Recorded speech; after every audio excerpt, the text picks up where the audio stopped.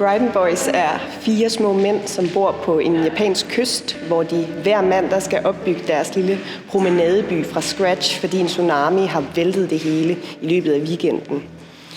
Brighton Boys er 4 mænd, der arbejder rigtig hårdt. Det er 4 mænd, som gør sig virkelig umage for at være mænd, og det er 4 mænd, som godt kan lide at feste til Copacabana-festen om fredagen.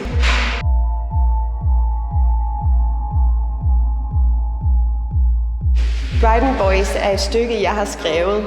Det er et stykke fiktion, meget løst baseret på faktiske episoder og personer fra Coney Islands historie. Så jeg har baseret rigtig meget af historien både på mine danseres personligheder og deres karakterer, og så på de her historier om, hvordan de her gamle strandpromenader blev til. Min karakter hedder Simon Little og er en mand, som er sådan en lidt forfængelig, frisk, ung fyr, som med referencer til flapperdabberen fra 20'erne. Jeg spiller Charles i stykket, og han er meget festglad.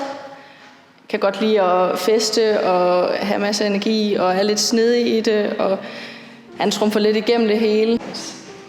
Det, der har været rigtig interessant for mig ved at arbejde med Brighton Boys, har været processen ved at skulle arbejde med fysisk teater, hvilket jeg vidste ville være en udfordring for mig, fordi det ikke er noget, jeg har arbejdet med før.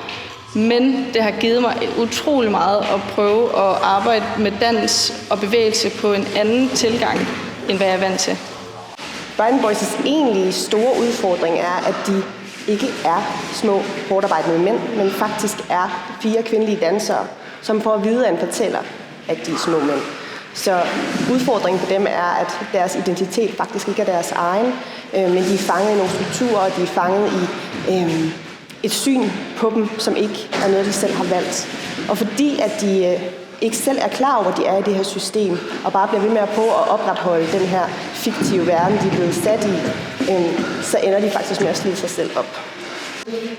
Jeg danser en karakter, der hedder Paul Bøjte, og han bliver beskrevet i stykket meget som den her akrobatiske, atletiske karakter, som også er meget eventyrlysten og sådan den her explorer-type, samtidig som han også har et godt øje til en af de andre karakterer, Simon, i stykket, så der er også en lille sådan love story going on. Thursday. On Thursday, Simon establishes a vibrant and welcoming plaza in West Brighton to attract visitors.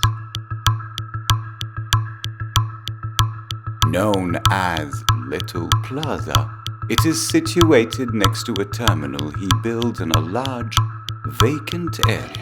I Brighton Boys danser jeg en mand, der hedder William Riddle, som er en borgmestertype, en rigtig iværksætter, som samtidig med også har den her komplekse generthed, og er lidt usikker på sig selv.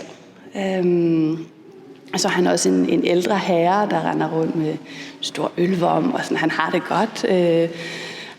Har lidt svært ved at gå, men så er han samtidig med vildt sprælsk og levende, og lemmerne flyver. Det er en forestilling, som formår at forene både noget lethed og humor med noget sorg og noget tragisk. Så der er mange følelser i det, både noget let og noget sådan tungt i det. For mig er det komiske i vores livssituation som menneske, den her gentagelse, den her tsunami, der kommer og vælter os ned, og vi bygger op igen, vælter os ned og bygger op igen, at det ikke altid vi lærer af vores fejl, og nogle gange kan der være en eller anden form for absurd meningsløshed i, at vi bliver ved med at kæmpe og blive slået ned og bliver ved med at kæmpe. Jeg synes, det er noget, som gør mennesket ret fantastisk, også lidt humoristisk, men jeg er meget interesseret i og meget imponeret over den evne, vi har til at rejse os, hver gang vi er blevet slået i jorden. Jeg befaler Brighton Boys på grund af, at den arbejder med nogle meget universelle emner. Noget, som jeg tror er noget, næsten alle folk kan forholde sig til, på i hvert fald et eller andet plan.